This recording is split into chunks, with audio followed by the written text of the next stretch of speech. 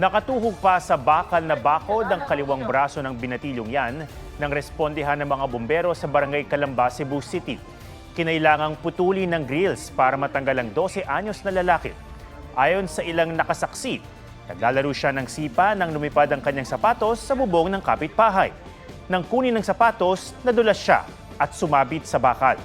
Mabuti na ang kanyang lagay matapos operahan.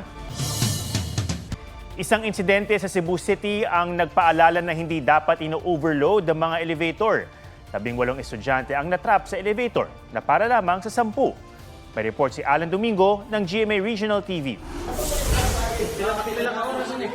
Pilit ibinuka ang mga pinto ng elevator na yan sa isang universidad sa Cebu City para makalabas ang 18 estudyante.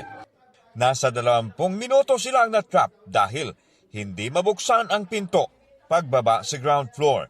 Ayon sa Bureau of Fire Protection, delikado yan dahil posible silang masuffocate.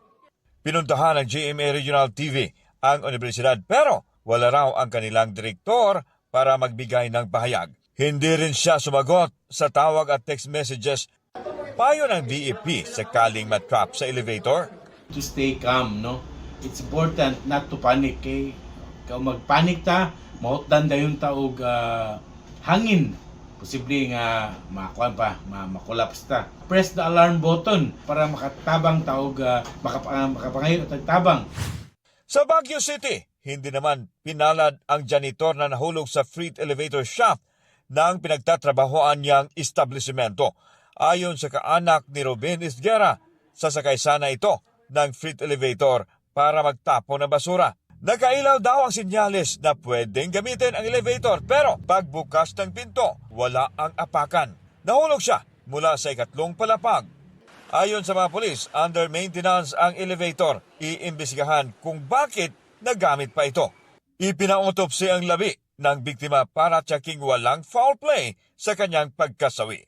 Alan Domingo nagbabalita para sa GMA Integrated News.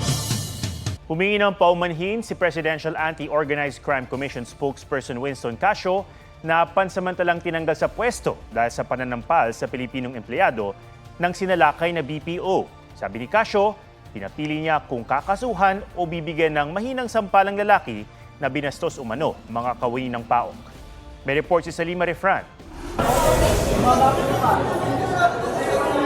Sa gitna ng raid sa Central 1 Bataan noong nakaraang linggo, umaalma ang isang Pilipinong empleyado ng BPO sa mga kawani ng Presidential Anti-Organized Crime Commission.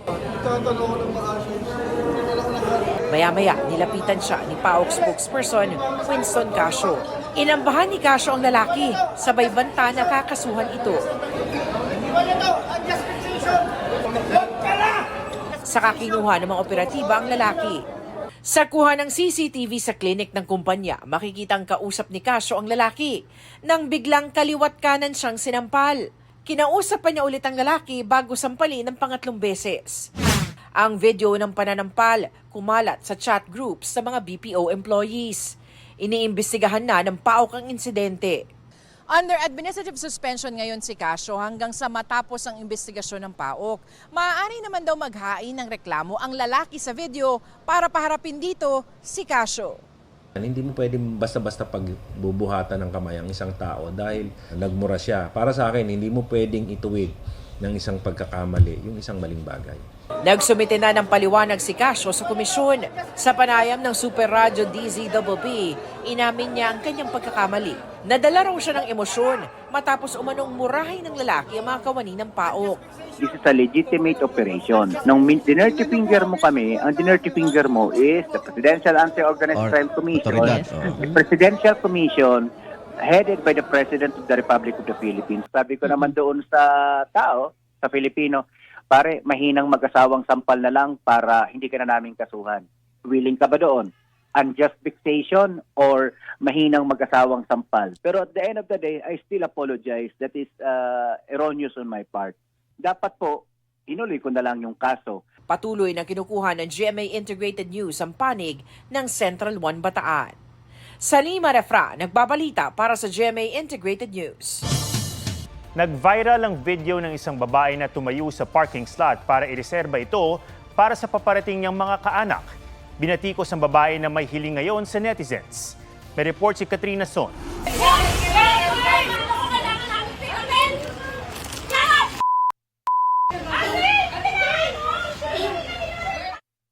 Viral sa social media ang insidenteng ito sa parking lot ng isang sementeryo sa Las Piñas gabi ng November 1.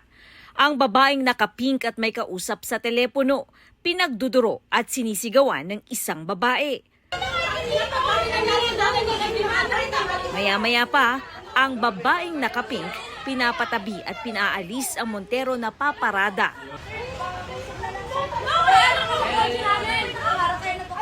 Tuloy ang pagtatalo kahit na may dumating na tila parking attendant. Hanggang isang babae ang pilit na itinulak at pinatabi ang nakatayo sa parking slot. Unang-una, nagkukos siya ng any obstruction doon sa area. Pag nakasanayan na natin po yan, magulo po ang mangyayari dyan sa parking. Ang babaeng nakapink at nagsilbing human cone para i-reserve ang vacant parking slot, nagpaliwanag. Pagpunta ko doon, umalis lang po talaga yung nakapark doon. Sabi ko, paalis na po ba kayo, ganyan. So, doon ako tumayo, naniwait ko sila. Iniisip lang daw niya ang mga parating na kasamahan, lalo na ang mga magulang na senior citizen at may kasama pang bata. Aminado siyang nakikipagtalo pa noong una at ipinipilit na ireserba ang parking slot, pero naisip daw niyang bawal nga ito. Nauna na rin daw siyang nakipag-usap at nakipag-ayos sa mga sakay ng SUV na naabala at nakaalitan niya. Humihingi rin daw siya sa lahat ng pangunawa. Sa lahat ng nag-upload ng video, please stop na po. Kasi ang akin lang po kasi okay na both sides. Sorry, nagkakamali lang po talaga yun. Nagsisi naman po ako. Ayon sa nakausap naming abogado, wala namang batas na nagbabawal sa pagtayo at pagreserba ng parking space. Pero yung pagtayo niya, it would amount to intimidation. Ini-intimidate niya yung tao by preventing them from parking, so she could be held criminally liable. Kung public place na yan at wala namang siyang authority, mali siya. Ba't siya tatayo doon para haharangin yung ibang tao na magpapark? Kasi hindi naman prohibited. Pagkauna muna yung sasakyan niya. sinusubukan naming kunan ng pahayag ang nakaalitan ng babaeng tumayo sa parking slot, pero wala pa silang sagot sa amin. Katrina Son, nagbabalita para sa GMA Integrated News. Pinababasuran ng kampo ni dismissed Mayor Alice Go sa Department of Justice ang mga reklamong inihain ng NBI laban sa kanya. Dumalo si Guo sa preliminary investigation para sa mga reklamong perjury, obstruction of justice, falsification by a notary public, at use of falsified document. Dahil yan sa pagpapanotaryo ng counter-affidavit para sa kasong qualified human trafficking noong Agosto, kahit wala na siya sa bansa. Tumangging magbigay ng pahayag si Guo. Nagsumite rin ng kanilang mga kontrasalaysay ang mga staff ni Guo na sina Geraldine Pepito at umano'y body double na si Catherine Salazar. Umamin noon sa pagdinig ng Senado sina Pepito at Salazar na sila ang nag-ayos ng printing ng counter-affidavit ni Guo at nagkabit ng isa umanong pirmado na ni Guo na signature page.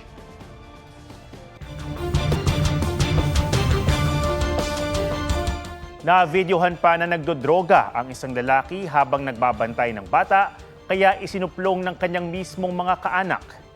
Makakuha pa ng point, doon ka pa ng mukha. Huli ka ang paghit-hit ng lalaking yan ng umano'y shabu. May isang puntong kinarga pa niya ang bata. Sa exclusive na video ng buy-bust operation, inaresto ang lalaki at di tinangging siya ang nasa video. Huli rin ang kanyang kasama sa pagbenta umano ng shabu. Pero giit ng dalawa, gumagamit sila pero di nagtutulak.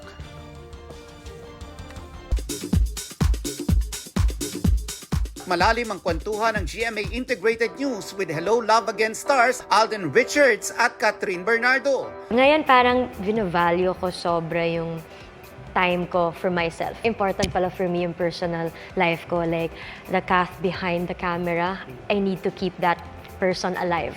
So that this Kath that you see on cam, hindi mako-consume tong Kath behind the camera. Naging mas malalim na rin daw ang kanilang friendship. Hindi ako nahihiyang magtanong sa kanya. Like, hindi ko kailangan i-filter yung mga questions ko because I know na hindi siya ma-offend. Na pareho raw nilang pinapahalagahan.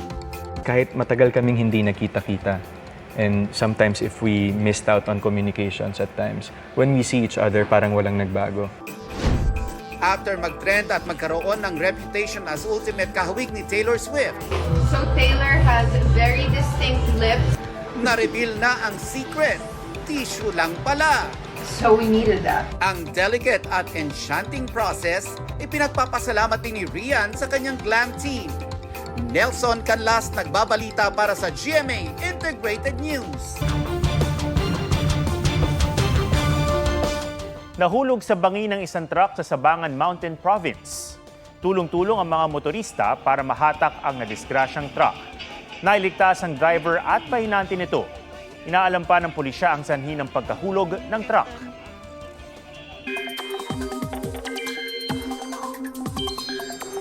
Nakataas na ang signal number 2 sa ilang lugar dahil sa Typhoon Marset. Signal number 2 sa northeastern portion ng mainland Cagayan. Signal number 1 sa Batanes, nalalabing bahagi ng Cagayan, kabilang ang Babuyan Islands, Ilocos Norte, Ilocos Sur, Apayao, Abra, Kalinga, Mountain Province, Ifugao, northern portion ng Benguet, Isabela, Nueva Vizcaya, Quirino at northern portion ng Aurora. Huling namata ng Typhoon Marset 395 kilometers east ng Tuguegarao City, Cagayan. May lakas itong 140 kilometers per hour at bugsong aabot ng 170 kilometers per hour. Kumikilos ito pa west-northwest sa bilis na 15 kilometers per hour. Ayon sa Pag-asa, posible itong maglandfall sa Babuyan Islands o sa northern portion ng mainland Cagayan, Huwebes ng hapon o gabi. Kung matuloy yan, Biyernes ng gabi ay posibleng nasa labas na ng Philippine Area of Responsibility ang bagyong Marset.